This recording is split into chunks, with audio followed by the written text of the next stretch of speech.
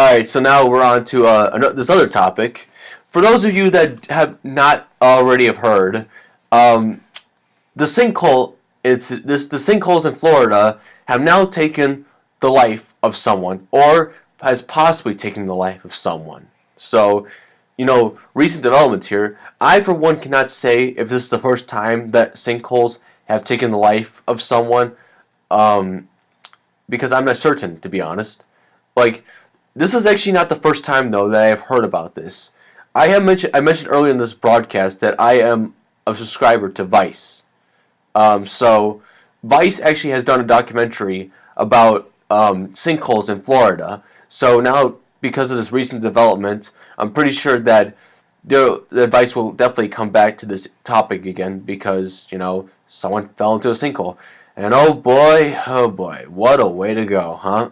Falling into a giant sinkhole that's 50 feet deep. Yeah. It's like a tarlac pit or something like that. Yep. Is that what you say? Anything else you got to say about that?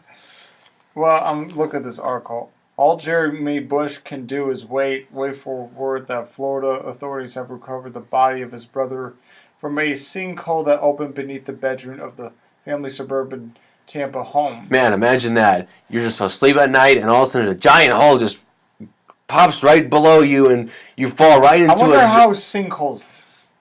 Okay, this is. I remember this from the. I'm trying to remember as best as I can from the Vice documentary I watched.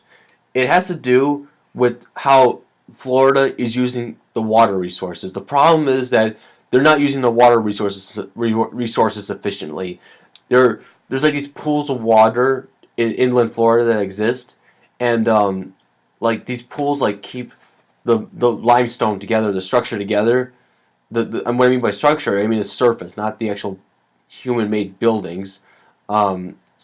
So, like when people take all the water and there's nothing there to hold the structure together, it collapses on itself, and that creates a sinkhole. Now the sinkhole is technically still expanding, so this house could actually just fall completely into it.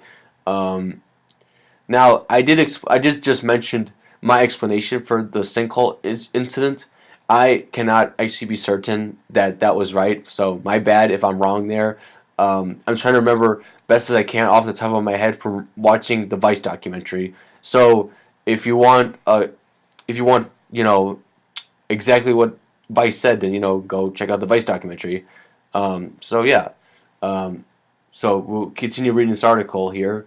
Effort to recover the body of Jeb Bush, irony of the last name of the most recent president, was scheduled to resume Saturday morning at 7 a.m. Eastern Time after authorities stopped operations overnight, saying the hole is still expanding and the house could collapse at any time. Oh, this is Jeff Bush. This is George W. Bush's brother, Jeff Bush. No, I think that's like I was making the ironic statement that their last names are the same. I mean, I think this Jeff is spelled Jeff. I don't know how the other one is spelled. I'm pretty sure. I know that he was the governor of Florida, though. Yeah, I'm pretty sure the governor of Florida isn't living in that house really, right there. Or the former governor, or I don't. Is he still kept someone? I mean, I haven't kept track, but you're losing it. Keep it together. Now, fortunately, well, actually, no, I shouldn't say that. That's wrong of me. But. Well, anyway, what I'm trying to say is that if you live in like the southern part of Florida, like Miami and Fort Lauderdale and like south western and Key West and all that and those other places, you're pretty much fine for now because the sinkholes aren't getting to you, at least for the time being. They aren't. Orlando, I've never heard of any sinkholes happening there. Most of the sinkholes seem to be happening on the northeastern side of Florida, on also the eastern side going along the coast near Tampa Bay. Not really sure why that is, but it just seems to be happening that way. The terror for the Bush family began Thursday night as everybody in the blue one-story 1970s era home in Sneffer was going to bed. Then there a deafening noise. A sinkhole opened up beneath Jeff Bush's bedroom, swallowing him up. I ran toward my brother's bedroom because I heard my brother scream, Jeremy Bush told CNN's AC360. Everything was gone. My brother's bed, my brother's dresser, my brother's TV, my brother was gone. Bush frantically tried to rescue his brother by standing in the hole and digging at the rubble with a shovel until the police arrived and pulled him out, saying the floor was still collapsing. I couldn't get him out. I tried so hard. I tried everything I could.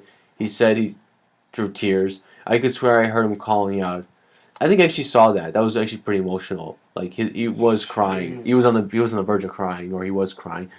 But like he was very emotional, so it was just so sad, very sad, and very tragic, and very very frightening thing too at the same time. It really is frightening. Imagine just like, yeah, that's how your life ends. You fall into a giant hole that just comes out of nowhere right beneath you.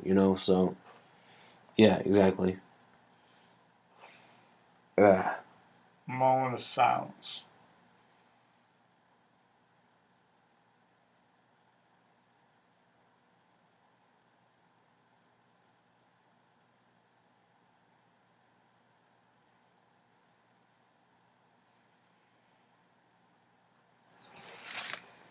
All right, so I think that's enough about that story for now. At least we still got to see if this guy actually survived. I mean, if Hopefully he survived. if he survived, I mean, really. wow, good for him. I mean, that's incredible right there. I mean, I did the moment of silence because I'm just praying. I mean, that house might still even fall. So Yeah, I mean, I think the house will collapse. but hopefully, if they can find this guy before it does happen, I mean, they still have a little bit of time left. But And when did this start collapsing? like today, it was today or yesterday. I probably Pretty sure, yesterday. pretty sure it was today. I mean, yeah, but still, it's pretty recent. Yeah, basically. Yeah, March 2nd, 1:49 a.m. So Yeah, that's today, dude. yeah, today. But yeah, I mean, like, yeah. So this has been going on for about a day now. So, I mean, they got some time, but very little time though when you really think about it. So, I mean, if they could find this guy again, just good luck for that with that, and hopefully maybe there might be a happy ending to this. But it's 50-50 basically at this point in time. Expect the unexpected, though.